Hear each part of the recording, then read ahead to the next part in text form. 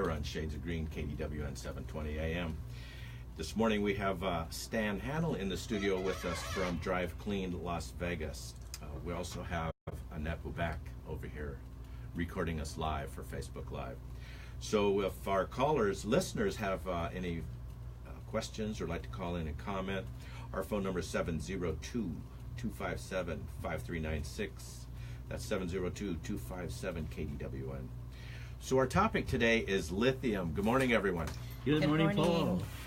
Glad to have you here. It's a beautiful day here in the Valley of Sun and Sin, and we're talking about how to keep it green and use some of that sun. One of the things that we talk about a lot is solar power, powering homes and hopefully electric cars. So today's topic is lithium. Lithium is used to make the batteries, but I'm not going to steal a lot of Stan's thunder here. We'll let Stan tell us about that. But first, Stan, we've never done this with you. Tell our listeners a little bit about yourself and how you got into this green world. I know you've been in it maybe as long as I have or longer. I don't know about that, but I definitely got interested. I worked in the Silicon Valley from 1979 to 1999 as an electronic technician. And got interested in robotics and electronics and that sort of thing. Joined the homebrew robotics club that had spun off from the homebrew computer club where Steve Wozniak and Steve Jobs came out of. And so there were a bunch of guys building robots, and then along the same time there was also the Electric Auto Association was active in the Silicon Valley, so I joined that too after doing some things in 1992. Got interested in electric cars, and at that time there was GM had come out with the EV1, was an early electric car. What year was that? That was in early 90s, like 91, 92. It started as the GM Impact. It was basically a prototype, and then they manufactured the GM EV1, but they only made it available as a lease to folks. And then towards the end of that decade, GM started to have financial problems. They felt they were losing money on the electric car, and so instead of moving forward with it, even though they were ahead of the Japanese and the rest of the world on that technology, they decided to pull them back in and crush them and focus on building more profitable vehicles like the Hummer and some other things. So it's kind of a reversal. A lot of folks that owned them and who were leasing them were upset, and they actually kind of protested, and there was a movie called Who Killed the Electric Car? So I stayed with the Electric Auto Association. It's been around since the 60s. It really got active with the OPEC oil embargo during the 70s when we had long gas lines, and so people were looking at what's an alternative fuel that we could use, and so people were looking at building electric cars there, and the cars have been around for over 100 years. There were Baker Electric Car Company back in Detroit. One story I like to tell is Henry Ford's wife, Clara, never really liked those gasoline cars. She always drove an electric car for most of her life.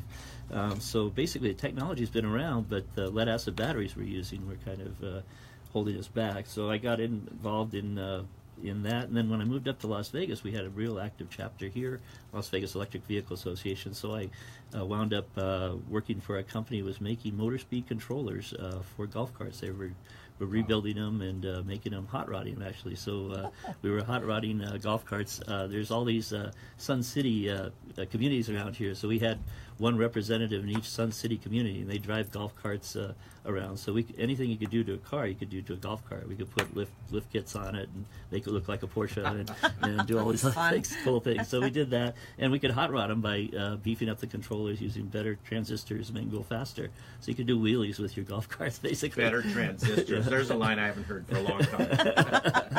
Yeah, power transistors, so they could carry more current, and so worked on that, and then also worked with a little battery company called LifeBat that was trying to bring along lithium-ion batteries, a distributor from Taiwan, and so got involved in that, and I was writing the editing and editing the newsletter for the local chapter, the LVVA, and from there wound up getting an offer from the Las Vegas Review-Journal to write a column for the automotive, the Drive automotive section, and so I did that for about 5 years, from about 2009, and then got into writing other things for the paper. That explains a lot of your emails to me. I was always looking at him and go, he writes like he's a columnist. Yeah, he does.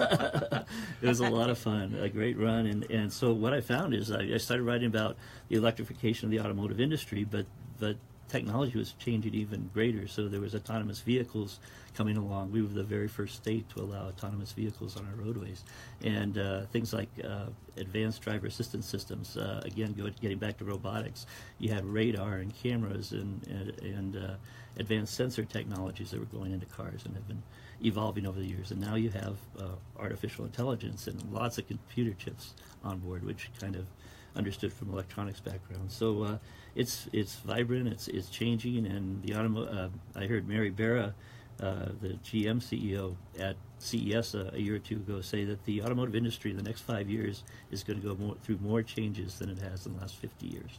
Exciting. I agree. I just saw a video on the new camera that's coming out, and I think it's out of Germany, that goes into your rearview mirror, and they thought they would need like 10 cameras, and now they've got all the functionality and software put into this single camera that can drive your car automatically for you, and it reads everything: distances, speeds, pedestrians, trees, animals, things darting in from the left and the right. It was a pretty amazing video. So yeah, we've come a long ways. We sure have, and a lot of that is what we talked about in working in the Silicon Valley for 20 years.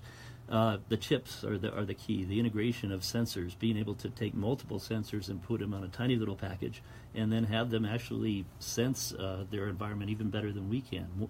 Add more than our 5 senses to a car, and have it monitoring multiple things at multiple times, and then also being able to react to what it sees in several different ways at the same time, faster than we can. And so that's exciting in the future. Well, what's limited all that advancement was storage, and we're going to talk about that when we come back. We're going to take a break, and we'll be back to Shades of Green.